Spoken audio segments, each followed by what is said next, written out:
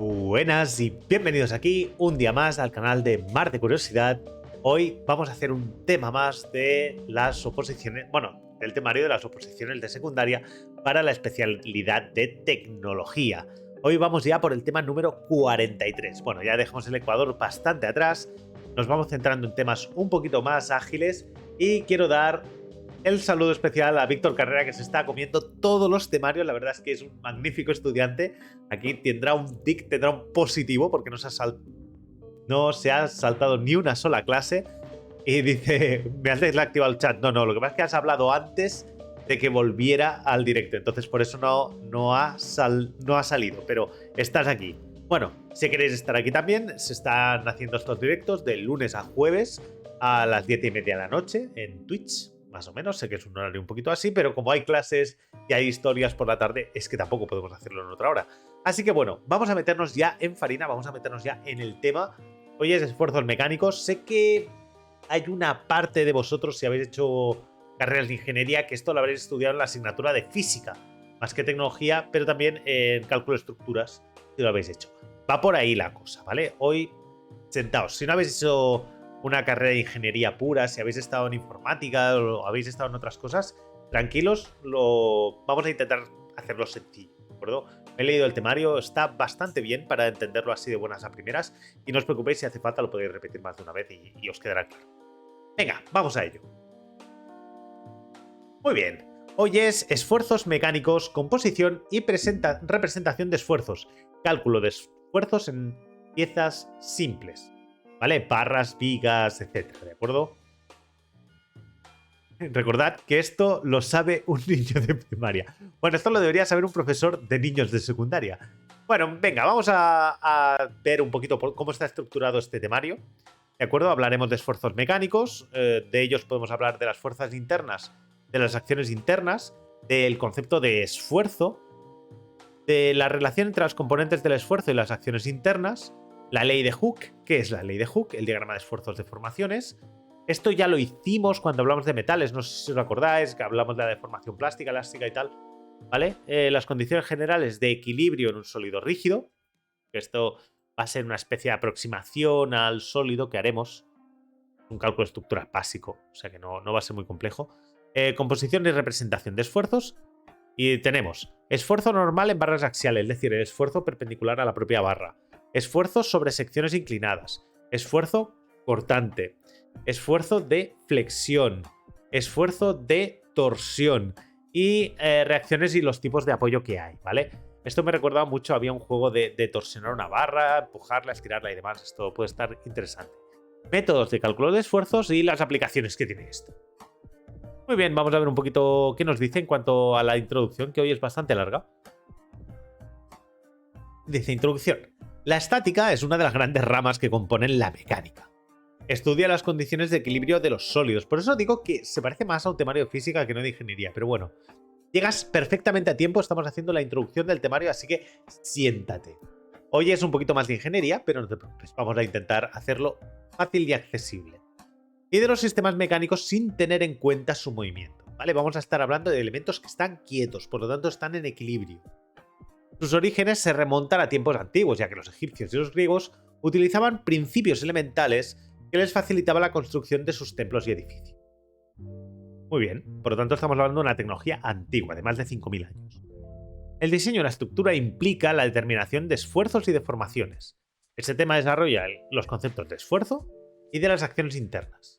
¿Vale? Las dos cosas. Las acciones internas y los esfuerzos son cantidades fundamentales asociadas con las fuerzas internas de los cuerpos y se estudian en estática, ¿vale? Si nos tenemos que ir a dinámicas, lo que hablaremos será de velocidades, pero aquí no, aquí hablamos solo cómo aplicamos fuerzas y cómo éstas modifican la estructura, la forma y la posición del objeto. Dice el epígrafe del primero del presente tema, describe los esfuerzos mecánicos bajo un enfoque matemático, ¿vale? O sea que vamos a ver qué tal nos lo enfocan, pero creo que es asumible. En el segundo se analizan y representan de forma gráfica, mucho más visual, mucho más fácil de entender, sobre todo. Lo único que nos pegan un poquito del tema matemático para que sepamos por dónde va a ir, ¿vale? El tercero y cuarto, dedicados al cálculo de esfuerzos, se ha considerado más didáctico plantearlo como un conjunto de ejercicios tipo, Vale, veremos algún ejercicio tipo, a ver qué tal. Que sirvan de modelo para la resolución de problemas básicos y habituales en mecánica estática. A ver qué tal. Venga, vamos a hablar un poquito de los esfuerzos mecánicos. Y hablaremos de fuerzas internas, ¿vale? Las fuerzas internas son las que están en el interior de los objetos. Blow your mind con esto, ¿vale? De las fuerzas internas en un cuerpo se pueden considerar como fuerzas de interacción entre las partículas de la materia. Por narices tiene que estar en equilibrio, porque si no el objeto se deformaría, se movería, ¿vale? Que constituyen el cuerpo. Además, se puede imaginar que estas fuerzas internas quedan expuestas al pasar diferentes planos cortantes a través del cuerpo. Es decir, yo cojo una piedra, la corto por la mitad y debería haber fuerzas a un lado y al otro, que deberían ser iguales y... bueno, deberían ser simétricas, ¿vale? Deberían equilibrarse, porque si no el objeto se movería. Muy bien. Dice, la figura representa el caso general de un elemento de una máquina o estructura sometido a fuerzas externas. ¿Qué quiere decir esto también? Que la fuerza se transmite por el objeto. Si yo aplico una parte del objeto, una fuerza, esa fuerza se tiene que acabar transmitiendo al otro extremo, a menos que no se deforme por en medio o no haya aumentos o disminuciones de cantidad de energía en el medio del cuerpo. Es decir, si yo empujo por un lado una barra, la barra empuja por el mismo lado, por ejemplo, a una pared, ¿vale? Es decir, la fuerza se transmite. Bueno, y más o menos lo explican un poquito, que en la figura 1 las fuerzas internas están representadas por un gran número no especificado de vectores de fuerzas individuales, ¿vale? Inespecífico, esto es una gran cantidad de vectores, ya está, no sabemos para dónde van, pero sabemos que pueden ir en todas las direcciones y demás. Muy bien, ahora hablaremos de las acciones internas, ¿vale? Dice, cualquier conjunto de fuerzas se puede representar mediante un sistema estáticamente equivalente que conste de un vector de fuerza, ¿vale? Una línea que representará la fuerza o la suma de las fuerzas que hay, que actúe en un punto escogido arbitrariamente, y un vector de par, ¿vale? Es decir, básicamente nos dice a dónde va. Dice, los vectores de fuerza y de par se denominan resultantes del conjunto de fuerzas. Es decir, yo cojo todas las fuerzas y en vez de dibujarlas todas, que sería muy difícil, digo, sumadas todas las fuerzas me da esta fuerza. Ya está. Y el vector de par resultante equivale al momento total de las fuerzas individuales. El par es la fuerza tangencial a una distancia, ¿vale? Que me daría un giro. Es una fuerza así imaginaria, pero bueno. Vale. Dice, las innumerables fuerzas individuales sobre las partículas a uno y a otro lado del plano cortante imaginario que atraviesan el cuerpo se pueden representar, al igual que cualquier conjunto de fuerzas, mediante un vector de fuerza y un vector de par resultantes. Es decir, vector de fuerza, vector de par, vector de fuerza, vector de par, vector de fuerza y vector de fuerza y par, ¿vale? Yo puedo dibujarlo todo, ¿vale? Esto me servirá para más adelante. Simplemente quiero que entendáis que tenemos vectores de fuerzas y vectores de pares. Es decir, la fuerza aplicada en un punto, el giro aplicado en un punto. Muy bien. Dice, la componente de fuerza P, que es normal a la superficie cortada, se llama fuerza normal. En este caso la P. Yo tengo la superficie, que es esto de aquí, y lo que sale de la superficie le llamamos fuerza P, ¿vale? Sería está normal a la superficie. Normal significa perpendicular, ¿vale? Y bueno, básicamente nos va hablando de las fuerzas, nos va diciendo las posiciones en las que están y demás, ¿vale? Dice, las acciones internas cambian con los planos cortantes, así como lo hacen con las fuerzas internas. De tal modo que hay un conjunto de acciones internas asociado a cada plano cortante que atraviesa un cuerpo, ¿vale? Yo aquí no me querría centrar mucho en este concepto, solo quiero que entendáis que dentro hay un conjunto de fuerzas y que éstas se pueden transmitir en cualquiera de las direcciones. Y además usamos normalmente los vectores perpendiculares al plano. Conviene recordar que en el momento de una fuerza se define como el producto vectorial del vector de posición de la fuerza por la fuerza. Es decir, el momento sería el vector de posición por la fuerza. ¿Vale? Dice, el momento tiende a provocar un giro. ¿Vale? Un giro. El momento me da un giro. Es como si yo aplico fuerza sobre una puerta. Lo aplico en una dirección, pero como tengo una bisagra, tengo un emportamiento, la puerta me gira. Porque estoy haciendo una fuerza desde una distancia. Nunca cuentan con los impares. No sé si contarán con los impares o no. Venga. Dice, esfuerzo. Dice, las fuerzas internas que actúan en diferentes puntos de un plano cortante son importantes. Por ejemplo, la capacidad de soportar carga de un elemento estructural o una parte de una maquinaria puede depender de la mayor de estas fuerzas. Ah, fuerzas y pares.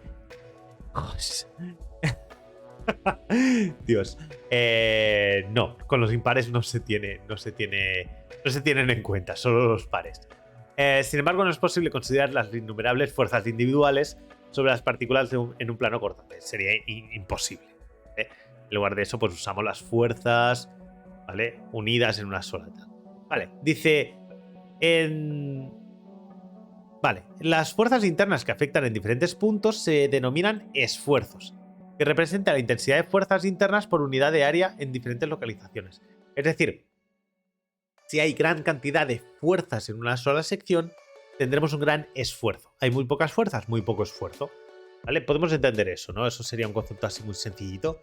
Dice, se define el esfuerzo respecto a una parte aislada de un cuerpo como la que se muestra en la figura 3, ¿no? Que veremos aquí más adelante. ¿Vale? Es decir, aquí tenemos una parte del cuerpo y un esfuerzo, que será la suma de fuerzas. ¿Vale? Dice, un vector esfuerzo S se puede representar mediante las componentes normal y tangencial. Yo creo que aquí simplemente me están dando una representación matemática del concepto de fuerzas y fuerzas dentro de un cuerpo para explicarme qué se transmite, pero realmente la explicación es mucho más sencilla que esta. Yo creo que se están yendo un poquito por las ramas. Quedaos con esto. Los cuerpos permiten trasladar fuerzas. Las fuerzas dentro del cuerpo se transportan debido a que tiene que estar el cuerpo en equilibrio. Y eso se hace porque cuando yo hago, esto sería el cálculo del límite del sumatorio de fuerzas partido por el área, ¿vale? Que me da la diferencial de fuerzas partido por la diferencial de áreas para ver la cantidad de esfuerzo, se tiene que ir equilibrando. ¿Vale? Básicamente eso sería el tema. Así que yo no me centraría más en el tema este de esfuerzo porque lo están explicando de una forma un poquito complicada. Porque esto me desarrolla una integral triple. ¿Vale? Porque es una triple derivada de cada una de los planos del tema. Tendría este plano, que sería el XZ, ¿vale? El XZ. Tendría este, que sería el YX, ¿vale? ¿Veis, no? Por dónde va un poquito el juego. Y lo que me está diciendo es que aquí, básicamente, si yo cojo los tres planos, puedo hacer el sumatorio de todo. Yo creo que es un poquito complicado. Pero bueno. Pero dice, relación entre las componentes del esfuerzo y las acciones internas. Esto sí que me interesa un poquito más. De tanto las acciones internas sobre una sección cortada como las componentes del esfuerzo sobre la misma sección están relacionadas con las fuerzas internas que actúan sobre la sección, lo cual es lo que os he comentado. Es mucho más sencillo entenderlo así. Esta yo creo que es la forma más sencilla de entenderla. Yo tengo unos esfuerzos que me vienen relacionados por unas fuerzas. La concentración de fuerzas me da un mayor esfuerzo, la disminución de cantidad de fuerzas me da menor esfuerzo. Dicen, por consiguiente, estas componentes de esfuerzo y las secciones internas deben estar relacionadas entre sí, que es lo que hemos dicho antes. De las relaciones entre las componentes de esfuerzo y las acciones internas se establecen utilizando el cálculo integral, que sinceramente me parece un poquito demasiado para lo que estamos explicando, porque esto es complicado de recordar. ¿Vale? Quedaos con el tema. Esfuerzo, fuerzas, sumatorio en los planos, ¿vale? Y sobre todo que tener en cuenta que están relacionadas entre sí. ¿Vale? Entonces, bueno, aquí tenemos la integral para la sumatoria de esfuerzos debido en el área, ¿vale? Que esto es la figura 5 que veremos un poquito más adelante. Básicamente sería el integral de los pares, tal, y aquí, conforme lo vamos desarrollando, que era en estas formas de aquí, vamos sacando el resto. Yo creo que aquí está un poquito complicado, ¿eh? Igual que esto es la de momentos y todo el tema. Vale, nos vamos a la ley de Hooke, que esta me parece bastante más sencilla. De todos los materiales sometidos a esfuerzos, que por eso lo estamos mirando, que el tema de los esfuerzos se deforma. Esta es la parte importante. Una fuerza, un par, no solo me causa un movimiento de la pieza, por lo que si está en equilibrio la pieza, la sumatoria de fuerzas son iguales, la pieza no se mueve. No, no solo eso. Es que la pieza se puede deformar. Eso es más importante. Entonces, cuando hay suficientes esfuerzos, la pieza se va a deformar. Y se puede deformar de muchas maneras. ¿Vale? Esta deformación se estabiliza cuando las fuerzas internas del sólido se equilibran con las fuerzas externas. Es decir, si yo aprieto por los dos costados un newton por cada lado, por dentro el cuerpo me tiene que ejercer una fuerza de 2 newtons para afuera. Claro, tiene que aparecer un esfuerzo desde dentro que me va a empujar hacia afuera. Esa fuerza aparece de la intención... Bueno, aparece la fuerza electromagnética que intento unir. Al intentar unir dos átomos, estos se repelen con la fuerza que luego se va a transformar hacia afuera. Si la fuerza externa empieza a ganar a la interna, deformaré el cuerpo. Esta deformación se estabiliza tal. De la expresión que relaciona las fuerzas externas aplicadas sobre un sólido elástico significa que va a recuperar su forma inicial. Acordaos, ¿eh? Con las deformaciones que este sufre se conoce como ley de Hooke, que afirma que las deformaciones son proporcionales a las fuerzas deformadoras. Es decir, la idea es que más o menos tenga una deformación proporcional. ¿Vale? ¿Qué pasará? Luego puedo superar esto. Esto, por ejemplo, me serviría para entender cómo se deforma un muelle al apretar. ¿Vale? Es decir, si pensáis en un muelle, básicamente el muelle se comporta según lo que indica la ley de Hooke. Si yo aprieto muy poco el muelle se deforma poco. Si lo aprieto mucho, se deformará más. Después recuperará su posición original. En la expresión 11 se considera que la ley de Hooke, phi es el esfuerzo, epsilon es la deformación unitaria y E es el módulo de elasticidad o módulo de Young, ¿vale? Es el módulo de Young característico de cada material, con las mismas unidades que el esfuerzo, ¿vale? Esta sería la ley de Hooke. Luego la ley de Hooke me sirve para sacar la elongación, ¿vale? La elongación final menos la elongación inicial partido por la elongación inicial, pues me da esta epsilon, me da el coeficiente, por ejemplo. Y entonces aquí, no sé si os acordáis que esto lo vimos con los metales, tenemos la curva de deformación de un material. Todos los materiales del universo conocido se deforman más o menos siguiendo esta regla. Unos tienen la curva más acentuada, más larga, más corta y demás. ¿Vale? Pero básicamente tenemos una elongación elástica. Luego tenemos el límite de elasticidad. Empieza a haber una deformación plástica hasta un límite de resistencia, ¿de acuerdo? Entonces la elongación empieza a ser elástica y además empieza a ser incontinua. Luego tenemos un punto en el que ya hay una deformación que me va a llevar a una rotura, que será la resistencia de tracción, ¿vale? ¡Pam! Y a partir de aquí el objeto rompe. Venga, tenemos la zona elástica, que es el tramo de 0 hasta E, ¿vale? En el cual cualquier deformación que se aplique sobre el cuerpo se va a recuperar más adelante cuando extraigamos la fuerza. Quitamos la fuerza, el objeto vuelve a la posición, el muelle vuelve a estar en la posición original. ¿De acuerdo? Esto lo habréis visto muchas veces, o sea que no tiene mucho misterio, ¿vale? Después tenemos la zona de proporcionalidad, el tramo OP, ¿vale? El tramo desde la O hasta la P, ¿vale? Que más o menos no solo es elástico, sino que además es proporcional. La deformación es totalmente proporcional. Después tenemos la zona plástica, que es desde la E hasta la R. Todo esto es deformación plástica. Cualquier deformación que yo le haga en este tramo se va a quedar, no se irá, ¿vale? Yo deformo la pieza y llega un momento que ya no se recupera más. Y después tengo la rotura. Vale, ¿qué significa que un cuerpo esté en equilibrio?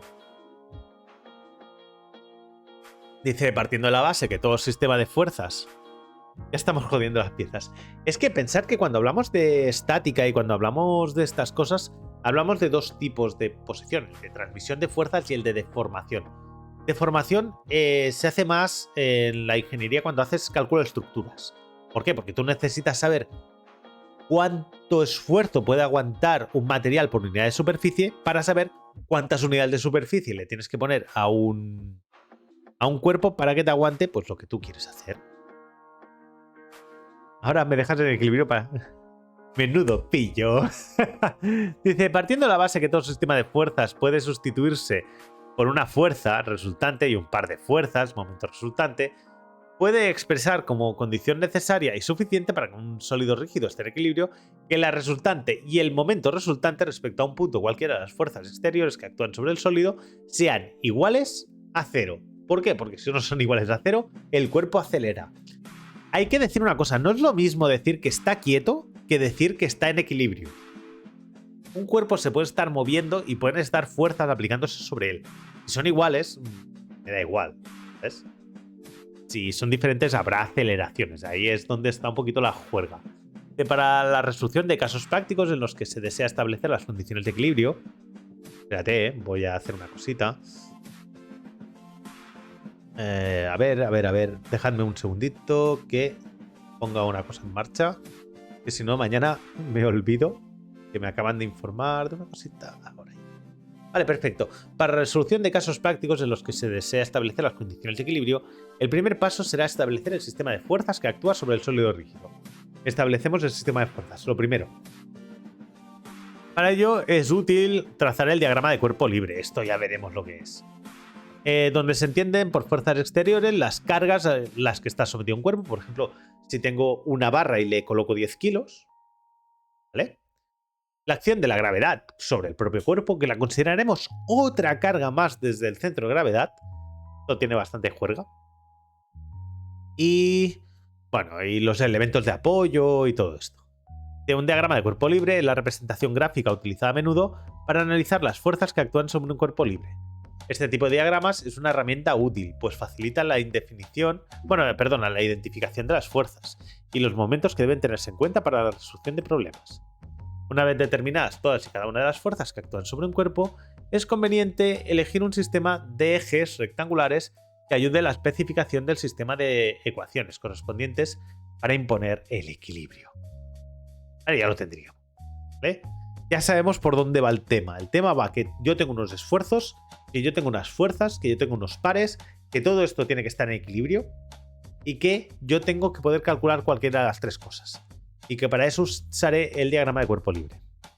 Venga, composición y representación de esfuerzos, ¿vale? Vamos a ver lo que llamaríamos un esfuerzo normal en barras axiales. ¿Vale? Muy bien, dice en muchas ocasiones las barras cargadas axialmente es conveniente determinar directamente el esfuerzo desarrollado sobre secciones perpendiculares al eje de la barra. ¿Vale? Para eso tendré que hacer un corte sobre la barra. En algunos casos, como el esfuerzo normal directo, este se puede calcular con la simple división de la fuerza total entre el área a la que somete. Ya está, sería sencillo. ¿Vale? Tenemos la figura 7, sobre una barra axial se ejerce una fuerza axial, ¿vale? De magnitud P, supongo que es. Bueno, no pone. Por el equilibrio existe una fuerza igual en el otro lado, o estaría empotrado y de ahí surgiría una fuerza en el sentido opuesto y demás. Además, la fuerza aplicada se reparte uniformemente en la totalidad de la sección transversal, ¿vale? Digamos que esta fuerza se reparte en toda la sección que está cortada aquí. Y por lo tanto, el esfuerzo será la fuerza partida por la superficie en este plano de corte. Pues nada, el esfuerzo es la fuerza P partida por el área. Fijaos, sencillito. De aquí salen salen dos posibilidades, ¿de acuerdo? Si la fuerza es axialmente hacia los exteriores, tenemos el concepto que se llama alargamiento. Y si es hacia el interior, tenemos el acortamiento. ¿Vale? Alargamiento, acortamiento. Dilatación, compresión. ¿Vale? ¿Siempre habrá deformación? Sí. ¿Puede ser elástica? Puede ser elástica. ¿Puede ser plástica? Puede ser plástica. ¿De acuerdo? Ya dependerá si hay mucha sección y muy poca fuerza, ¿qué tenderá a ser? Elástica. Hay muy poca sección y mucha fuerza, será deformación plástica. ¿Vale? O puede ser deformación plástica. Muy bien, dice esfuerzos sobre secciones inclinadas. Dice en la figura 9A muestra una barra sobre la que se ejerce una fuerza axial P. Se desea determinar los esfuerzos internos sobre secciones inclinadas arbitrariamente. Dice, hay que recordar que la fuerza axial P', en este caso, es una fuerza de reacción que equilibra la barra, ¿no? Tendríamos una P, ¿vale? Tendríamos un corte así ligeramente transversal y nos saldrían estas fuerzas inclinadas sobre el corte, ¿no? Fijaos que esta fórmula de la sección ya es un poquito más complicada porque tengo que tener en cuenta el ángulo. Más complicado, ¿vale? Tampoco me voy a centrar mucho en esto, pero bueno, que veáis que las fuerzas en secciones inclinadas pues me da una resultante inclinada, ¿vale? Luego tenemos los esfuerzos cortantes. Los esfuerzos cortantes son esfuerzos en sentidos opuestos, pero con una pequeña desviación entre uno y otro. No pueden ser totalmente coincidentes en un eje, tienen que estar desplazados sobre el propio eje. Y entonces aparece el esfuerzo cortante, ¿vale? Dice, existen otras situaciones en las cuales la única acción interna sobre los planos cortantes que atraviesan un elemento es una fuerza cortante. Claro, si no gira. Bueno, no, si están en el mismo punto no gira, es una compresión. Tienen que estar ligeramente desviados. Va que puede girar, pero tiene que haber otra fuerza que mantiene el cuerpo quieto. Es decir, tiene que haber otra fuerza más que lo mantiene quieto. Yo tengo un empotramiento, por ejemplo, haciendo una fuerza así. Una fuerza haciendo esto y otra fuerza haciendo esto. Eso es lo que hace que la pieza se seccione, se rompa. Muy bien. Además, si lo veis, no están en la misma... Claro, lo veis que no están en la misma... Bueno, una fuerza cortante no deja de ser una deformación extrema. Es decir, no... Claro, tiene que ser muy cerca. Tiene que ser lo más cerca posible, ¿vale? Claro, si es muy lejos, como tenemos más área, la deformación no será de rotura, será plástica, y si tenemos aún más área, la deformación será elástica, ¿vale? Un corte no deja de ser un doblez muy cercano, ¿vale? Pero bueno, lo entendemos todo lo que es un corte, ¿no? ¿Vale? División por el área, lo mismo. ¿Vale? Que obsérvese que las consideraciones realizadas para la figura P son también válidas en la figura 11, ¿no? Que nos enseñan un poquito esto, que tenemos dos fuerzas que estirarían un elemento y una separación entre ellas. Y fijaos que el área es la zona de contacto entre las dos superficies, ¿vale? O un perno que estaría aguantando dos fuerzas. Básicamente estas dos fuerzas estarían intentando cortar el perno, ¿vale? Estarían cortando el perno. Es una deformación del perno en muy poca distancia, ¿vale? ¿Entendemos, no, esto? Venga, vamos a ver el esfuerzo de flexión. El esfuerzo de flexión es parecido al esfuerzo cortante, pero con distancias más largas. Oh. Dice, se denomina flexión al tipo de deformación que representa un elemento estructural alargado en una dirección perpendicular a su eje longitudinal. En el caso de la barra de la figura 13, pues podemos ver fácilmente cómo tenemos un empotramiento que sería A, ¿vale? Este es un empotramiento fijo. En este empotramiento la pieza no se puede mover. Y aparece una fuerza F. ¿Qué va a pasar? En la posición A va a aparecer una fuerza en dirección opuesta, que impedirá que la barra se mueva, ¿vale? Y además impedirá que la barra se deforme así. Y entonces cuando aparece la fuerza, me deforma la barra y me la deja doblada, ¿vale? Esta clase de esfuerzo le exige cálculos más laboriosos. Para simplificar este apartado, se usa el análisis de pequeñas flexiones y demás. Entonces tengo que el esfuerzo sea igual al momento de la fuerza, dividida un poquito por la sección del cacharro, ¿vale? Luego tengo los momentos flectores, ¿vale? Que me sirve para medir la flexión. Ahí dice, se llama momento flector en una sección de viga al momento resultante, producto de las fuerzas por distancias, la fuerza por la distancia, fuerza por distancia, ¿vale? F por L. Con respecto a dicha sección, de los momentos producidos por las fuerzas situadas a un lado o a otro de dicha sección, incluidas las reacciones. En el caso de la figura 14 se trata de una viga empotrada en un muro por un extremo, que es lo que hemos estado viendo. Mientras que en el B pues tenemos la fuerza, ¿vale? Y en la 15 pues básicamente tenemos una barra libre con varias fuerzas que están aplicándose sobre ella, ¿vale? Luego tenemos otra cosa que sería el momento resistente, que es lo que estamos usando aquí, el W este. El W depende de la forma y la sección de la viga. Es pues un valor puramente geométrico, ¿no? Que es independiente del material. Nos da igual el material de la viga, fijaos, ¿eh? Cuando los perfiles son comerciales, angulares, de U, T, tal, el fabricante proporciona el valor en los catálogos, ¿vale? Es un elemento que nos permite saber cuánto esfuerzo va a circular según el momento que tenemos, ¿vale? Y viene determinado por la forma del cacharro, ¿vale? Es base por altura al cuadrado partido por 6, más o menos, según los conceptos que nos den, ¿no?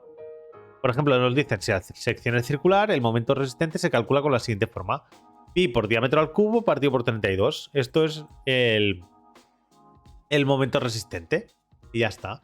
Eso para cada forma, una fórmula.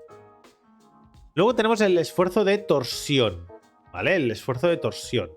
Tenemos dos momentos de direcciones opuestas, ¿vale? Dos momentos de direcciones opuestas.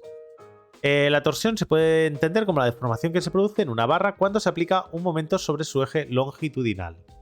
¿Vale? Dice, este tipo de esfuerzo no produce esfuerzos normales, tensiones o compresiones, sino que da lugar a esfuerzos cortantes phi de valor, ¿no? Entonces, tenemos que tener en cuenta el momento flector y el momento resistente flector de la barra, que dependerá de la forma, ¿no? Tenemos el momento torsor, que, por ejemplo, cuando yo le aplico una fuerza a un perno a través de una llave de estas de tipo plana, pues si tengo en cuenta la distancia desde el perno hasta la aplicación de la fuerza y la fuerza que estoy aplicando, yo tengo un momento flector. ¿Vale? Yo creo que esto es muy sencillito de entender, ¿vale? A esto se le llama, perdona, flector no, torsor, disculpad. Flector es flexionar, torcer es... disculpad. Bueno, en el caso elástico, pues tenemos el momento, que sería la fuerza por la distancia, ¿de acuerdo? Y nada, esto pues simplemente podemos aplicarle las fórmulas y demás, ¿vale? El módulo resistente, pues lo mismo que hemos visto antes, ¿vale? Fijaos que este es partido por 16, no por 32, ¿vale? Que no olvides, hay que tener precaución al aplicar la fórmula del momento resistente en torsión y no confundirla con el momento flector, ¿vale? ¿Por qué? Porque es la mitad. Bueno, perdón, no es la mitad, es el doble, disculpad, es el doble de grande. Venga, nos vamos a las reacciones y tipos de apoyo, ¿vale? Según qué tipos de apoyo tenemos en la pieza. Es importante entender que no todas las piezas están apoyadas de la misma manera, ¿de acuerdo?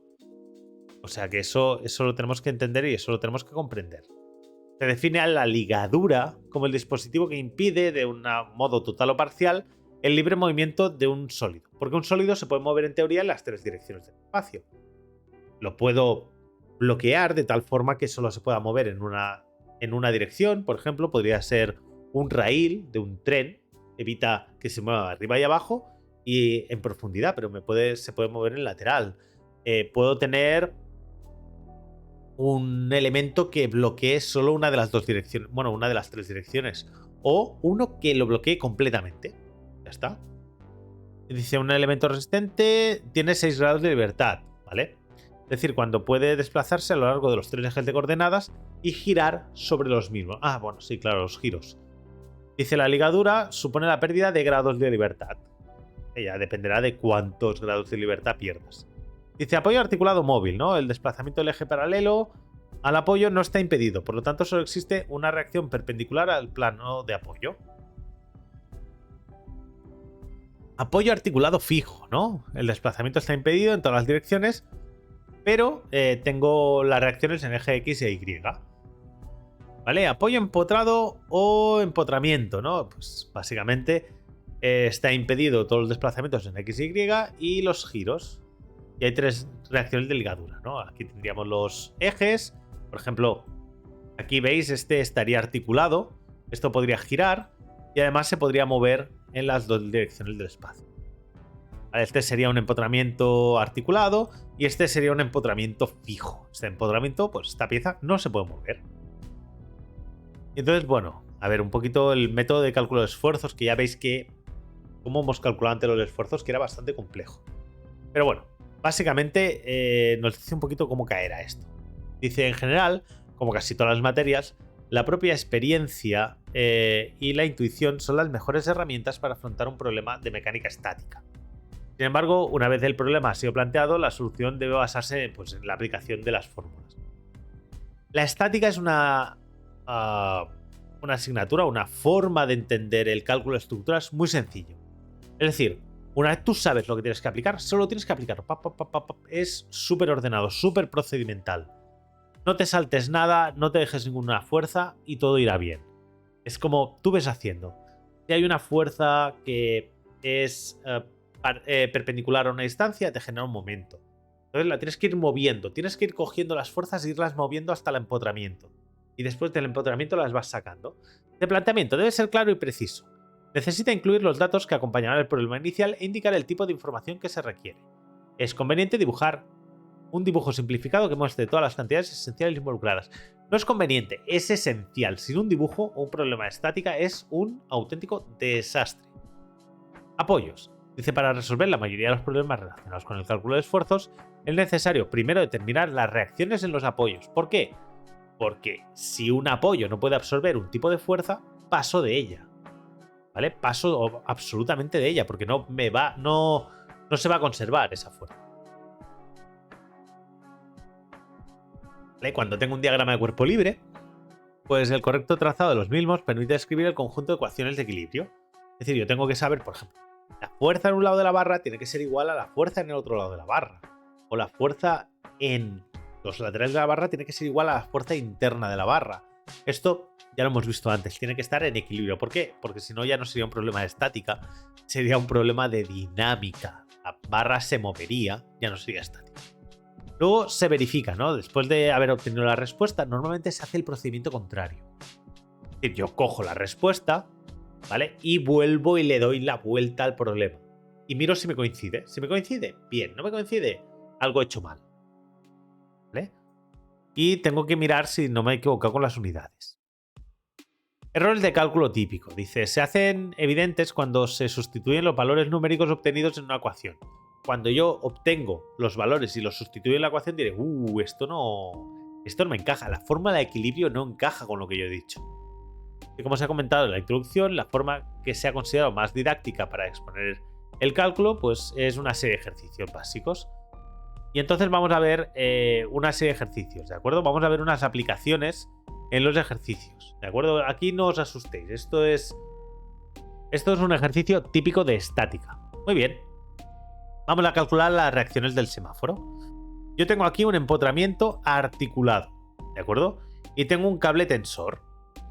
Después tengo una barra y otra barra que me va a aguantar un semáforo, ¿vale? Este semáforo me pesa 1000 newtons o aplica una fuerza de 1000 newtons hacia abajo. ¿Qué va a pasar aquí? Pues que yo tengo una fuerza aquí, ¿de acuerdo? Esta fuerza se va a trasladar una parte aquí y otra parte aquí. Claro, este tensor solo puede aguantar fuerzas en el sentido de la cuerda. No puede aguantar fuerzas que vayan en sentidos diferentes de la cuerda. Solo puede aguantar esta fuerza de aquí. Y este empotramiento solo puede aguantar fuerzas que vayan en este sentido. No puede aguantar momentos torsores, que es lo que está intentando hacer este semáforo. Está intentando torsionar la pieza. ¿Vale? Entonces lo primero que tengo que calcular es el ángulo, por ejemplo. Y hago una relación de fuerzas, ¿vale? Según los cosenos, pues tengo que la fuerza resultante D en el eje X, pues es esta parte de la fuerza resultante, y esta sería la otra. Tengo una primera condición, ¿no? Que se considera positivo en sentido hacia la derecha de las componentes X. Cosas. Vosotros podéis determinar directamente qué es lo que creéis que va a pasar. Es más, estos problemas, cuanta más intuición le apliques, mejor. ¿Por qué? Porque yo viendo dónde está la fuerza, yo lo que sé es que yo tendré una fuerza. Por ejemplo, esta fuerza irá hacia abajo seguro. La fuerza irá hacia abajo seguro. Igual que la fuerza del suelo tiene que estirar del tensor. ¿Por qué? Porque si no el tensor se me va. ¿Vale? Es decir, el semáforo lo más seguro es que caiga en este sentido. No sé si veis mi ratón. Bueno, que caiga en el sentido de la flecha que he puesto. Y lo más seguro es que el empotramiento intente levantarse. Entonces el suelo lo que va a hacer es retener el semáforo. Bueno, va a empujar el semáforo hacia arriba y va a estirar del tensor para abajo. ¿Vale? Ese sería lo que está haciendo el suelo, básicamente. Por lo tanto, yo puedo calcular el resto de fuerzas. ¿Vale? El sumatorio de fuerzas tiene que dar 0. La fuerza de A en X y la fuerza de D en X tiene que dar 0. Y la fuerza de A en X menos el 0,44% de la otra, pues nada. Y las fuerzas en Y tiene que dar esto y esto. Y básicamente cuando lo empiezo a meter, ya tengo la primera condición. ¿Qué pasa? Que aquí tengo muchas ecuaciones, tengo pocas ecuaciones para muchas preguntas. Entonces tengo que aplicarle más ecuaciones. Se puede plantear la ecuación del momento respecto a cualquier punto del plano. aunque lo más sencillo es hacerlo sobre el punto donde haya mayor número de incógnitas. ¿Vale? Es donde más fácil es de reventarlo todo. Yo tengo todas las incógnitas en un punto y ahí es donde ataco. En plan de, no me sé casi nada, pues ahí. Entonces, bueno, puedo ir sacando todo, ¿vale? Fijaos que, por ejemplo, la fuerza de Y, la DY, me salen los 1000 newtons, ¿vale? Fijaos que ya tengo la fuerza de Y. Entonces, la fuerza D, con esto, me sale que la fuerza D es más grande que 1000 newtons. ¿Vale? Fijaos, tengo una fuerza de X y una fuerza de Y.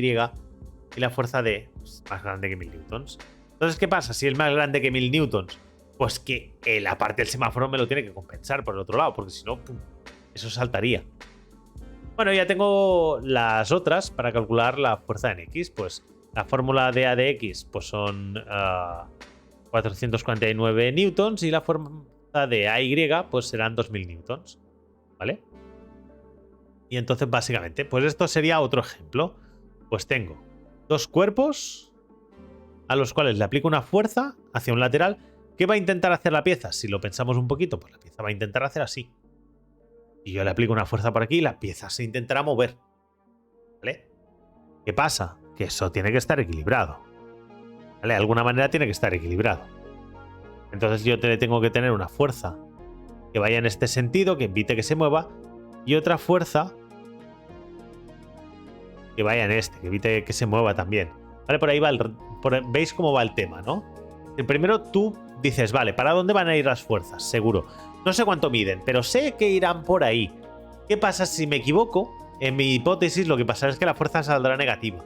Pero no pasa nada, le doy la vuelta a la flecha y listo. ¿Vale? No tiene mucha más historia. Bueno, pues aplicamos los cálculos y demás y como tenemos aquí un triángulo ABC, podemos sacarle los lados y todo el tema, ¿vale? Y es lo mismo de antes, calcular la fuerza con el coseno y sacar las fuerzas, ¿vale? Después, un ejercicio de curva de deformación. Pues tenemos una fuerza y tenemos un cuerpo que se deforma de esta manera. Esta sería la deformación plástica, por ejemplo, y le estoy aplicando una serie de newton. Tal, puedo ver cuánto se deforma. Aplicación del principio de superposición, es decir, qué pasa si hay varias fuerzas. Tengo un momento torsor por aquí, tengo un peso por allá, tengo una serie de cosas, pues lo puedo ir juntando todo, ¿vale? Esto son ejercicios que os voy enseñando para que si queréis hacerlos vosotros los vayáis haciendo.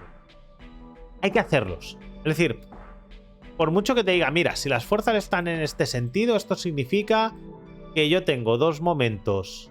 Bueno, perdona, que yo tengo dos esfuerzos hacia el interior y esto, si yo sé la sección de la pieza, tendré una deformación de tanto si sé su coeficiente de deformación, ¿vale? Pero esto lo tenéis que ver, igual que si yo tengo una fuerza por aquí y tengo un par torsor por allá y encima tengo una fuerza en esta sección, claro, yo tengo que saber el punto de apoyo porque esto se me va a mover casi seguro.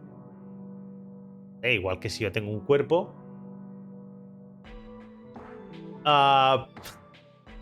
Bueno, no es solo que la memoria aumente con los trabajos manuales y tomo la frasecita. Y lo que te digo es que estas cosas se comprueban a base de probarlas. Este tipo de ejercicios hay que probarlos, hay que ponerse y hacerlos. Porque si no, son muy difíciles. Pero si los pruebas, son muy sencillos.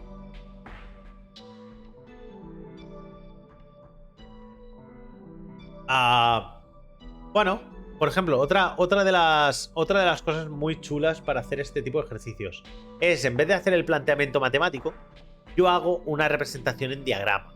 Por ejemplo, tengo aquí 2000 newtons, ¿no? Que estoy aplicando. ¿Qué significa? Que desde aquí yo tengo una fuerza que sería de 1000 newtons. Por ejemplo, bueno, en este caso, si tengo 2000 newtons para aquí, yo tengo que tener 1000 newtons para aquí, que me saldrán 1000 newtons por aquí abajo, extras, que me los acaba de equilibrar los dos. Es decir, yo tengo dos fuerzas básicamente de 1000 newtons al lado y lado. 1000, 1000, 2000, estoy en equilibrio. Y entonces si trazo directamente a la línea, podré ver el diagrama de fuerzas del interior de la pieza. Bueno. Este es un sistema muy sencillo, ¿vale? Y esto lo recomiendo mucho, sobre todo... A ver, por... Hombre, Eikur, buenas y bienvenido. Muchas gracias por esta raid para... Wow, fantástico. Bienvenidos, chicos. Estamos simplemente a mitad de tema o prácticamente terminando el tema. Y estamos básicamente viendo los esfuerzos, flectores cortantes, torsores y la elongación y la compresión en piezas sólidas. Vale, pero bueno, estamos bien, ¿eh? Hemos pasado la parte dura. Así que bueno, sed bienvenidos todos los que vengáis a ver este final de tema. Bueno, otro ejemplo, ¿no? Vigas sometidas a la presión, pero con la carga totalmente distribuida. Este es un ejercicio totalmente típico. Este es ejercicio de examen. Este en la carrera siempre salía, ¿no?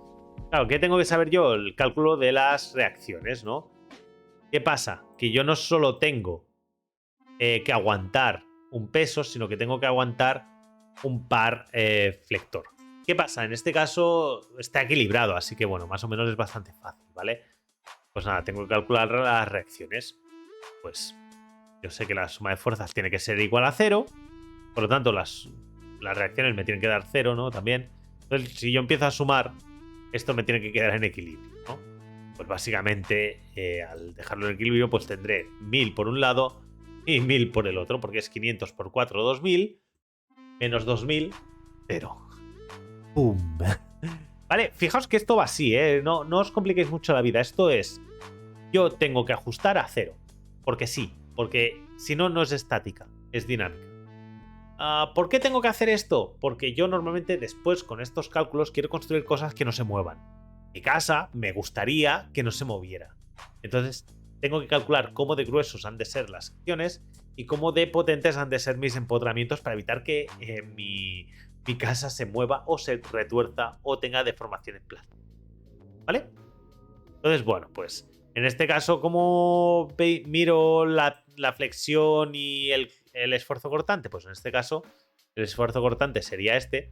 Fijaos que el mayor estrés de una carga distribuida no está en el centro, como lo hemos visto en la carga puntual, sino que está en los extremos. Es decir, un puente que está sometido a una carga distribuida, lo más normal, si va a romper por algún sitio, es que rompa por los puntos de apoyo. ¿Vale? Si tengo una carga puntual en medio del puente, lo que va a pasar seguramente es que rompa por la carga puntual. ¿Vale? Cositas a tener en cuenta. Y este sería el momento flector. ¿Dónde vamos a tener la mayor flexión? En el medio del puente. ¿Vale? Cosas así, eso es interesante, ¿vale? Estas son las cositas que muchas veces no es tanto saberte el número exactamente. ¡Wow! Se me ha subido bastante gente de golpe se me ha sumado bastante gente de golpe al carro. Bienvenidos a los que estáis aquí en el directo. Muy bien. Después tenemos la representación en diagramas. ¿De acuerdo? Dice, el último paso es dibujar en diagramas las ecuaciones obtenidas, ¿vale? Es lo mismo que hemos visto antes. La suma de momentos, partido por la distancia, ¿vale? Nos dará que X sería 2 metros, que básicamente es la distancia esta del... Yami Molón, buenas, bienvenido. Bienvenido aquí al chat. Creo que no es la primera vez que te leo, así que... no es la primera vez que te leo, no, claramente. Ahora que veo tu imagen ya me suenas. Bueno, pues estoy con esto, ¿vale? Diseño de vigas, ¿vale? Esta sería la parte donde realmente vamos a aplicar un poquito todo el conocimiento que hemos estado extrayendo todo este rato. De cálculo de esfuerzos, cálculo de secciones y demás. Dice diseñar una viga rectangular de dimensiones H y B, mientras que se establece que H es 2B y que sea capaz de soportar las cargas que nos establecían en el ejemplo 6. Ejemplo 6, si nos vamos hasta el ejemplo 6, ejemplo 4, ejemplo 5 y ejemplo 6, ¿vale? Que es este de la carga distribuida, ¿no? Pues venga, nos vamos aquí. Dice, tal como se vio en el ejemplo anterior, el momento flector máximo se produce en el punto medio con valor m es igual a 1000 newtons, porque lo hemos calculado aquí, lo veis, ¿no? Lo hemos calculado aquí, el momento flector máximo son 1000 newtons, ¿vale? Lo hemos visto antes. Por lo tanto, yo si tengo que crearme una viga que me aguante todo, necesito que aguante el punto de máxima flexión. Ya está. Si yo la hago que aguante el momento de máxima flexión, yo no tendré ningún problema. Muy bien. Se aplica la ecuación que determina el esfuerzo máximo, tal, ¿vale? Que este me dará el esfuerzo. Tengo el momento, tengo la longitud y tal. Estructuras resistencial de materiales. Uf. Sí, esto es un clásico, señores. Para los que habéis superado algún tipo de ingeniería o parecido, esto os debería hacer recordar esos momentos de sudores fríos en la carrera. Y bueno, bienvenido Gerard SC, bienvenido, creo que es la primera vez que participas en el chat, así que muchísimas gracias. Y nada, estamos terminando, chavales, tranquilos que estamos terminando. Bueno, metemos la fórmula que teníamos, ¿no? Donde B era igual a H partido por 2, porque viene esta arriba, que es, hemos elegido porque queríamos. La metemos contra el momento y metemos la sección que teníamos, ¿vale? Recordad que aquí estamos buscando los momentos de inercia. Sudores y vaselina. A mí me gustaban, ¿eh? Yo he de reconocer. Lady Helsing 7, buenas, bienvenidas, señorita. Estamos terminando el tema prácticamente. Pero bueno, hoy está siendo duro. Hoy está siendo duro porque hay bastante cálculo. Pero no os preocupéis, todos estamos sufriendo y todos podemos hacer lo propio para superarlo, ¿vale? Entonces, en este caso, como hemos dicho, todo esto tiene que ser menor o igual a 500 megapascales, que es lo que hemos sacado del cálculo de antes. Entonces, bueno, pues si resolvemos, B nos sale 14,42 milímetros y como H era B por 2, pues H 28,84 y B 14,42. Y ya lo tenemos, ¿vale? Hoy ha sido un tema duro, corto, pero duro, ¿vale? Porque además se han juntado muchas cosas, como hemos tenido la parte teoría, donde nos han estado explicando qué es una fuerza, qué es un pad, cómo se distribuye un esfuerzo dentro de una pieza, qué es una fuerza en el exterior de la pieza. Nos han recordado qué es la ley de Hooke, que es la deformación de cuerpos según las fuerzas que reciben. Nos hemos metido en los 4 conceptos de deformaciones. Hemos ido a compresión, elongación, flexión, torsión. Hemos ido a esfuerzo cortante. Nos hemos ido a empotramientos. Hemos visto lo que son los grados de libertad. Es un tema súper denso y encima nos hemos visto 7 ejercicios, en los cuales hemos ido viendo qué es no solo determinar las fuerzas que están en relación con el objeto, sino con los empotramientos y los cálculos de las mismas. Muy recomendable el ejercicio del semáforo, ¿vale? Muy recomendable el ejercicio del semáforo. Es muy sencillo, muy fácil de reproducir y es de los más complejos que os podéis encontrar. Recordad que por un sólido solo pueden moverse las fuerzas que van en el mismo sentido del sólido y que todo lo demás se convierte en momentos, ¿vale? Y que las fuerzas se pueden descomponer. Esto es la parte así más abstracta. Y vamos a leernos ya la conclusión, que hoy hemos terminado súper tempranito. Sí, no, hoy he ido a toda castaña. Vale, ¿por qué he ido a toda castaña? Porque no he hecho los ejercicios aquí en directo. ¿Vale? Este tema está pensado para que cuando lo estéis viendo, pilléis los ejercicios que he enseñado, paréis un momentito, os los dibujéis y lo hagáis, ¿vale? Sería el tema. A ver, pensad que este temario está pensado para un temario de secundaria, ¿vale? Esto está pensado para que tú prepares un tema de secundaria para las oposiciones de la especialidad de tecnología. Y el nivel que habéis visto es de licenciatura, porque además nos han estado hablando de integrales triples, nos han estado hablando de ecuaciones diferenciales, o sea que ojito, ¿vale? Bueno, vamos a ver la conclusión que nos dicen. Dice, conclusión, este tema se han descrito los esfuerzos mecánicos y las fuerzas linternas de sólidos en reposo. Se han mostrado cómo representar los esfuerzos simples de forma gráfica, descomponiéndolos en esfuerzos simples y por último, se ha desarrollado un conjunto de ejercicios como ejemplo de cómo proceder para el cálculo de esfuerzos en sólido. Recordad otra cosa más, que aquí no pone. Recordad siempre que si estamos hablando de estática, todas las fuerzas tienen que estar en equilibrio. Importante. Estática, fuerzas en equilibrio. Si no están en equilibrio, no es estática. Punto, ya está. Eso es lo típico. Y bueno, nada. Hemos terminado ya el temario, así que vamos a despedirnos de la gente de YouTube, porque aquí ya tenemos una bibliografía. Voy a enseñar un poquito la bibliografía. Tenemos la de mecánica de materiales en la McGraw. resistencia a materiales, este lo tengo. Y las ideas fundamentales sobre estática y resistencia a materiales, que este no lo tengo. ¿Vale? Y bueno, pues aquí básicamente tenéis un poquito, si queréis después ver la explicación de todos los temas. Muchas gracias por el follow, Gerard SC, y las aplicaciones un poquito que hemos estado viendo, ¿vale? Así que nada, vamos a despedirnos para la gente de YouTube. Bueno, a toda la gente que nos estáis viendo desde YouTube, muchísimas gracias por haber estado viendo este vídeo. Ya vamos por el tema número 43. Recordad que tenemos que llegar al tema número 71.